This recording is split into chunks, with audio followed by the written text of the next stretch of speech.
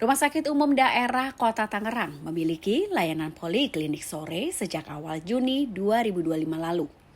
Dari 5 layanan poliklinik sore yang buka mulai Senin hingga Sabtu pukul 16 waktu Indonesia bagian Barat, klinik spesialis gigi anak menjadi salah satu poli yang banyak dimanfaatkan oleh masyarakat pada setiap harinya. Dokter Poli Gigi Anak RSUD Kota Tangerang, Retno Oktasari mengatakan, Poli Gigi RSUD Tangerang merupakan salah satu rumah sakit terbaik yang menjadi rujukan penanganan masalah gigi anak di Provinsi Banten. Selain dilengkapi dengan alat dan juga teknologi mutakhir, terdapat 3 dokter spesialis gigi anak yang bertugas pada setiap harinya. Mereka melayani ratusan pasien dari berbagai daerah. Di Kota Tangerang ini melayani sakit gigi untuk anak kebutuhan khusus seantero Banten. Memang jadi rujukan utama dari sini Kota Tangerang atau seperti apa? Ya, kebetulan sebelum-sebelumnya sih yang setahu saya ya hanya ada di Kota Tangerang nih. Dari Tangerang sendiri kan ada RSUD Kabupaten, Kota Tangerang, dan Tangsel. Nah, kita tipe C tapi malah lengkap nih.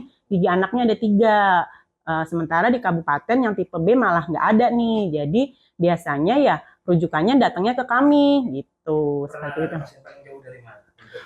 Serang, Malimping, Lebak, banyak sih. Dan dokter tadi bilang ya 3 dokter nih ya. Iya. Jurusan 3 universitas berbeda. Dokter sendiri dari mana? Kalau saya dari UI, Universitas Indonesia.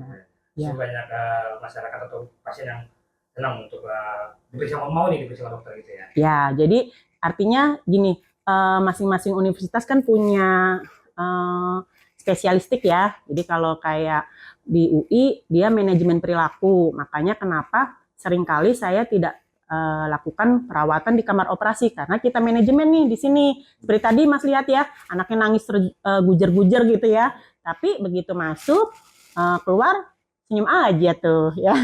Itulah kelebihannya dokter gigi anak sama dokter gigi yang lain. Artinya intinya tuh kita manajemen perilaku sih Mas. Itu yang kita pelajarin diutamakan karena bagaimana kita mempersiapkan anak ini di kemudian hari menerima pelayanan gigi tuh dengan sukarela gitu. Seringkali kan kayak Mas nih trauma ya, mau dirawat nggak mau. Nah itu karena dari basicnya dari awal sedini mungkin tuh kurang pendekatannya seperti itu. Makanya pentingnya dokter gigi anak tuh itu sebenarnya di manajemen perilaku sih. Seperti itu. Ada kiat khususnya biar dari tantrum ke tidak tantrum gitu. Oh iya, jadi Senjata senjata utama biasanya sih rata-rata anak kalau ditemanin orang tua biasa manja. Jadi kalau sudah orang tua masuk ditemani tapi masih nangis, biasanya kami akan kondisikan orang tua tunggu di luar.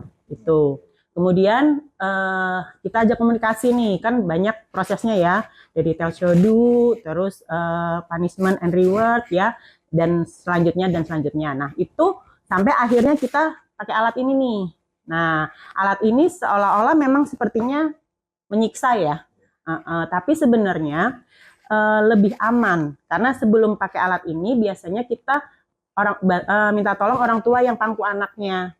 Tadi harusnya masuk ya biar bisa ngeliat ya. Jadi begitu dipangku anaknya bergerak, orang tua otomatis makin nahan.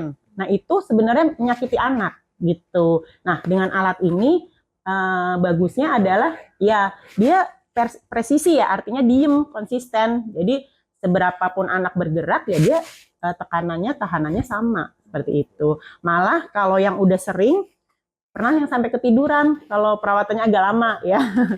Terus ada juga yang anak lama-lama dia ngerasa nyaman. Iya malah jadi datang maunya di bedong gitu. Kita bilangnya bedong nih. Ini andalan pedo nih.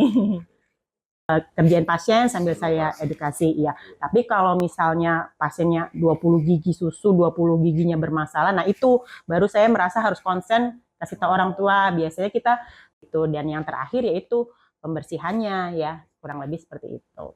Baik. Good.